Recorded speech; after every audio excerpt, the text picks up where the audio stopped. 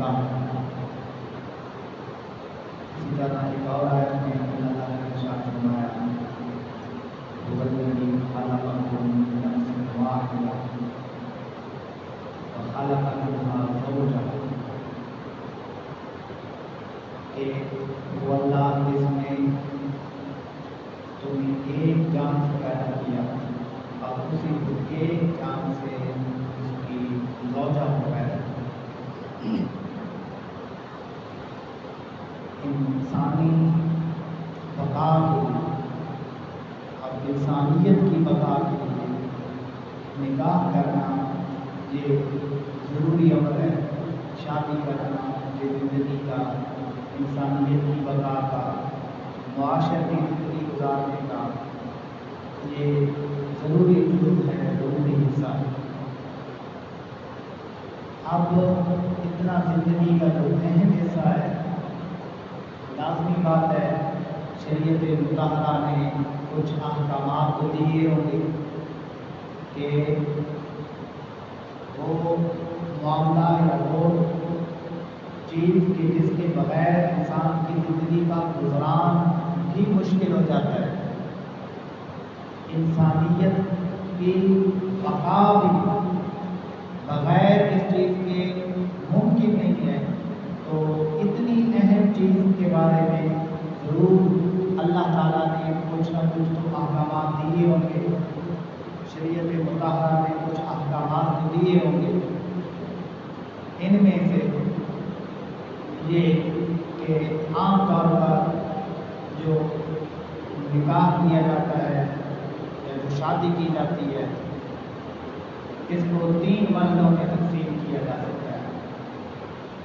یعنی ایک نکاح سے پہلے کا جو مرحلہ ہے جس میں رشتوں کی تلاش کی جاتی ہے، رشتہ ڈھونڈا جاتا ہے۔ دوسرا پھر شادی کے وقت جو شریعت کے احکامات ہیں، مطلب ہمارے طریقہ کار ہیں، اس کے بعد شادی یا نکاح جب ہو جاتا ہے اس کے بعد زندگی کیسے گزارنی چاہیے۔ یعنی یہ شادی کے یا نکاح کے 3 مرحلے ہیں۔ پہلا مرحلہ رشتے کی تلاش کا ہے کہ وہ کیسے کرنا چاہیے۔ شریعت مطہرہ نے سرکار صلی اللہ علیہ وسلم کی سیرت سے، صحابہ کرام کی زندگی سے ہمیں کیا سبق ملتا ہے کہ ہمیں معلوم ہونا چاہیے بحیثیت مسلمان کہ اسلام کیا کہتا ہے اس بارے میں۔ اور دوسرا مرحلہ جو ہے وہ دوران شادی ہے، جب شادی ہو رہی ہو، جب نکاح کی رسم ادا کی جا رہی ہو، ان ایام میں کیا کرنا چاہیے، کیسا ہم کن حالات کا یا کن رسموں کا مظاہرہ کرنا چاہیے، اور پھر شادی کے بعد کی جو زندگی ہے وہ کیسی گزارنی چاہیے۔ تو یہ 3 مرحلے بن رہے ہیں۔ اس نشست میں انشاءاللہ پہلے مرحلے کے بارے میں کچھ کہوں گا کہ جو پہلا مرحلہ ہے شادی کا، رشتے کی جو تلاش ہے، ہم کون سی چیزیں ڈھونڈتے ہیں، چاہے لڑکی کے لیے رشتہ ڈھونڈا جا رہا ہو یا لڑکے کے لیے ڈھونڈا جا رہا ہو، ہم کیا چیز ڈھونڈتے ہیں اور اسلام نے کیا چیزیں ڈھونڈنے کا کام ہے۔ سرکار صلی اللہ علیہ وسلم نے ارشاد فرمایا کہ تنکح المرأۃ لأربع، 4 چیزوں کی وجہ سے عورت کے ساتھ نکاح کیا جاتا ہے۔ لمالها، اس کے مال کی وجہ سے اسے نکاح کیا جاتا ہے۔ یعنی کوئی شخص اگر زیادہ مالدار ہو اور اس کی بیٹی بھی مالدار ہو تو اس مال کی وجہ سے اس کے ساتھ نکاح کیا جاتا ہے، اور اس وجہ سے کیا جاتا ہے، لازمی بات ہے کہ جب بیٹی مالدار ہوگی تو جس گھر میں ہو جائے گی ان کو بھی مالدار بنا دے گی۔ یعنی عام طور پر ایک کا اثر ہوتا ہے تو مال کی وجہ سے نکاح کیا جاتا ہے۔ دوسری وجہ حضور صلی اللہ علیہ وسلم نے ارشاد فرمائی کہ وَلِحَسَبِهَا، اس کے حسب کی وجہ سے، اس کی قوم قبیلے کی وجہ سے، اس کے حسب نسب کی وجہ سے اس کے ساتھ نکاح کیا جاتا ہے۔ قوم کو دیکھا جاتا ہے، برادری کو دیکھا جاتا ہے، قبیلے کو دیکھا جاتا ہے، ان چیزوں کو دیکھ کر نکاح کیا جاتا ہے۔ یہ حضور نے فرمایا کہ دوسری وجہ ہے جس کی وجہ سے عورت سے نکاح کیا جاتا ہے۔ پھر حضور نے فرمایا لے جمال ہے، عورت کی خوبصورتی کی وجہ سے اس کے ساتھ نکاح کیا جاتا ہے۔ اگر وہ خوبصورت ہوگی تو نکاح کیا جائے گا، نہیں ہوگی تو نہیں کیا جائے گا۔ چوتھی چیز جو سرکار صلی اللہ علیہ وآلہ وسلم نے ارشاد فرمایا والدینہا، اس کی عادتوں کی وجہ سے، اس کے دین کی وجہ سے، اس کے اخلاق کی وجہ سے نکاح کیا جاتا ہے۔ حضور نے فرمایا کہ تجھے چاہیے کہ تم اس کے دین کو ترجیح دے، دین کی وجہ سے عورت کے ساتھ نکاح کر، تربت یداک، وگرنہ یہ کام تو نہیں کرے گا تو تیرے ہاتھ خاک آلود ہو جائیں گے، مطلب تجھے ناکامی ہوگی۔ اس حدیث میں واضح طور پر حضور نے ارشاد فرما دیا جہاد اور جہاد کی بنا پر نکاح کیا جاتا ہے، مال کی وجہ سے، حسب یعنی قوم کی وجہ سے، جمال خوبصورتی کی وجہ سے، اور دین کی وجہ سے۔ اے مسلمانوں، تمہیں چاہیے کہ تم دین دیکھ کر، عادات دیکھ کر، اخلاقیات دیکھ کر تم نکاح کرو۔ یہ حضور صلی اللہ علیہ وسلم نے ارشاد فرمایا۔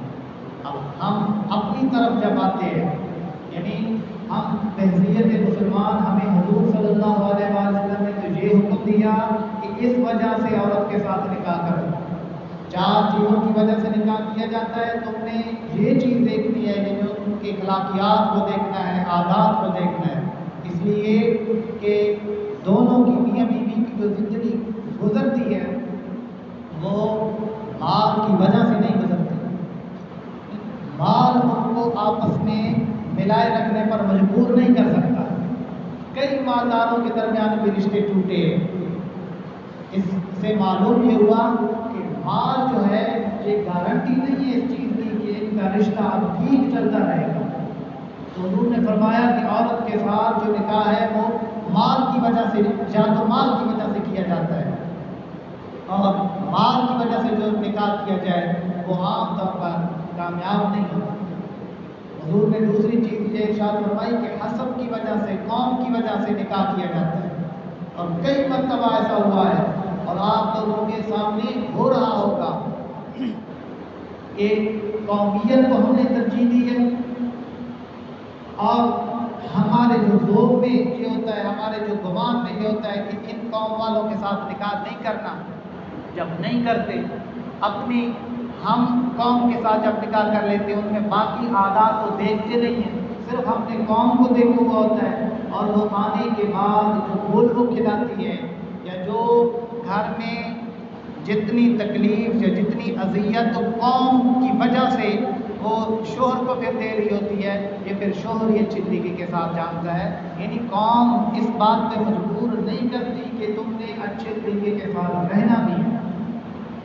تیسری جو وجہ حضور نے ارشاد فرمائی وہ یہ کہ جمال کی وجہ سے بھی نکاح کیا جاتا ہے۔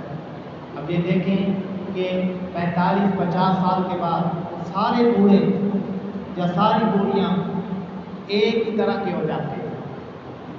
اسلام نے بھی بوڑھی عورت کے لیے پردہ لازمی قرار نہیں دیا، اس لیے کسی کو نہیں آپ لوگوں نے سنا ہوگا کہ یہ بوڑھا جو ہے خوبصورت ہے اور یہ جو بوڑھا ہے یہ بدصورت ہے۔ یعنی بڑھاپے میں یا ادھیڑ عمری میں 40 سے یا 45 سے جب بھی بندہ عمر کے لحاظ سے اوپر جاتا ہے، حسن ختم، وہ جو خوبصورتی ہوتی ہے وہ ختم ہو جاتی ہے۔ لیکن یاد رکھیں یہ جو رہنا سہنا ہوتا ہے یہ حسن کے ساتھ نہیں ہوتا، یہ عادات کے ساتھ ہوتا ہے۔ بندہ ایک دوسرے کے ساتھ جو گزارا ہے وہ حسن کی وجہ سے نہیں کرتا، بلکہ وہ اخلاقیات کی وجہ سے کرتا ہے۔ اس لیے حضور نے فرمایا والدینہا، دین کی وجہ سے، عادتوں کی وجہ سے، اخلاقیات کی وجہ سے بھی نکاح کیا جاتا ہے۔ فاظفر لدینہ، تمہیں چاہیے کہ تو عورت کے ساتھ اس کے دین کی وجہ سے نکاح کرے، اس کی عادتوں کو دیکھ کر نکاح کرے۔ یعنی ایسا رشتہ آیا کہ جس رشتے کی وجہ سے، جس رشتے کی آپ کو اس کے اخلاق سے، اس کے کردار سے آپ مطمئن ہو گئے، چاہے وہ لڑکی کا ہو یا لڑکے کا ہو، اب اس کے کردار سے آپ مطمئن ہو گئے تو پھر کسی چیز کو رکاوٹ بننا نہیں چاہیے۔ جب گھر والوں کو لڑکی کا رشتہ پسند آ گیا یا گھر والوں کو لڑکی کے بطور اخلاق پسند آ گئی یا لڑکا بطور اخلاقیات کی پسند آ گیا تو پھر یاد رکھنا چاہیے اور کسی چیز کو رکاوٹ نہیں بنانا چاہیے۔ نوکری ہے یا نہیں ہے، قوم اس کی کیا ہے، اس کے پاس مال کتنا ہے، یہ چیزیں اگر دیکھیں گے تو یہ چیزیں نقصان دہ ثابت ہوں گی۔ حضور صلی اللہ علیہ وسلم نے یہ ارشاد فرما دیا کہ تمہیں چاہیے مسلمانوں کہ تم جس عورت کے ساتھ نکاح کر رہے ہو تمہیں اس کا دین اور اخلاقیات دیکھنا چاہیے۔ اب صحابہ کرام کا کیا طرز عمل تھا، ایک مختصر سی بات ہے۔ حضرت عمر رضی اللہ تعالیٰ عنہ ایک مرتبہ رات کے وقت گشت کر رہے تھے کہ تھک کر کسی ایک دیوار کے ساتھ ٹیک لگا کر بیٹھے، کہ جس دیوار کے ساتھ ٹیک لگا کر بیٹھے اسی گھر کے کمرے سے آواز آئی کہ بیٹی جاؤ اور دودھ پڑا ہے دودھ کے اندر پانی ملا۔ ماں بیٹی کو کہہ دیے ایک گھر میں، اور خلیفۃ المسلمین اسی گھر کے باہر دروازے کے ساتھ بیٹھے ہوئے ہیں، ٹیک لگائے ہوئے ہیں اور وہ باتیں سن رہے ہیں۔ اور حضرت عمر رضی اللہ تعالیٰ عنہ کے ساتھ ایک خادم، ان کے خادم حضرت اسلم رضی اللہ تعالیٰ عنہ بھی تھے۔ حضرت اسلم کہتے ہیں ماں نے بیٹی کو کہا بیٹی جاؤ دودھ کے اندر پانی ملا دو۔ بیٹی ماں سے کہنے لگی کہ امی جان آپ کو پتہ نہیں ہے کہ امیر المومنین نے کیا حکم دے رکھا ہے؟ ماں کہنے لگی کیا حکم دے رکھا ہے؟ بیٹی نے کہا انہوں نے دھوکہ دینے سے، دودھ میں پانی ملانے سے منع کیا ہوا ہے۔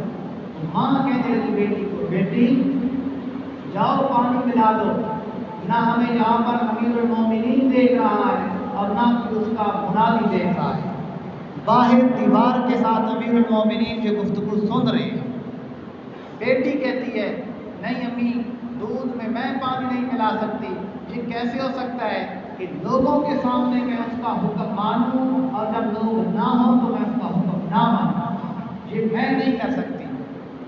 حضرت اسلم کہتے ہیں کہ حضرت عمر رضی اللہ تعالیٰ عنہ نے مجھ سے کہا کہ اے اسلم اس دیوار پر نشان لگا دو، صبح آپ دیکھیں گے۔ صبح جب ہوتی ہے حضرت عمر رضی اللہ تعالیٰ عنہ حضرت اسلم کو بھیجتے ہیں کہ جاؤ پتہ کرو وہ لڑکی کون تھی اور وہ ماں کون تھی۔ پتہ کرنے کے بعد حضرت اسلم آ کر بتاتے ہیں کہ جو ماں تھی وہ بیوہ ہے، لڑکی کی بھی شادی نہیں ہوئی، تو غربت کی وجہ سے وہ یہ کام ماں جو ہے اپنی بیٹی کو یہ بات کہہ رہی تھی۔ تو اس کے بعد حضرت عمر رضی اللہ تعالیٰ عنہ اپنے بیٹوں کو اکٹھا کرتے ہیں، تینوں بیٹوں کو بٹھاتے ہیں اور کہتے ہیں کہ اب اس عمر میں تو شادی کرنا نہیں چاہتا، اگر میں شادی کرتا تو میں رشتہ بھیج دیتا۔ آپ میں سے کوئی ہے جو ایسی لڑکی کا رشتہ قبول کرے اور ایسی لڑکی کو اپنی بیوی بنائے؟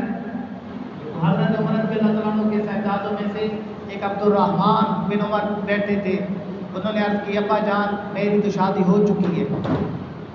حضرت عبداللہ نے فرمایا ابا جان میری بھی شادی ہو چکی ہے۔ پھر حضرت اسم رضی اللہ تعالیٰ عنہ کہنے لگے کہ ابا جان میری شادی نہیں ہوئی، اگر تجھے پسند ہے تو میرا رشتہ بھیج دیجیے۔ حضرت عمر رضی اللہ تعالیٰ عنہ نے رشتہ بھیج دیا۔ وہ جس عورت کو سنا تھا، جس لڑکی کو سنا تھا کہ وہ دودھ میں پانی نہیں ملا رہی تھی، اب اس وجہ سے نہیں ملا رہی تھی کہ اسے خدا کا خوف تھا، خدا کے خوف کی وجہ سے دودھ میں پانی نہیں ملا رہی تھی، حضرت عمر رضی اللہ تعالیٰ عنہ نے ان کو اپنی بہو بنا لیا، اپنے بیٹے سے کہہ کر رشتہ بھیج دیا۔ اور جب رشتہ بھیجا حضرت اسم رضی اللہ تعالیٰ عنہ کہ ان سے ایک بیٹی پیدا ہوئی، اور پھر اس بیٹی سے اس امت نے ایک بدلے جلیل، ایک بہت ہی پایمال شخصیت حضرت عمر بن عبد العزیز رضی اللہ تعالیٰ عنہ پیدا کی۔ یعنی وہ جو دودھ میں پانی نہیں ملاتی تھی، اس کا جو بیٹا پیدا ہوا وہ حضرت عمر بن عبد العزیز رضی اللہ تعالیٰ عنہ پیدا ہوا۔ تو اس سے معلوم یہ ہوتا ہے کہ اولاد کے لیے کس قسم کے رشتے ڈھونڈنے چاہیے، اور حضرت عمر رضی اللہ تعالیٰ عنہ نے اس کو اپنی بہو بنانا چاہا، اس میں ہمارے لیے بہت زیادہ سبق ہے۔ اللہ تعالیٰ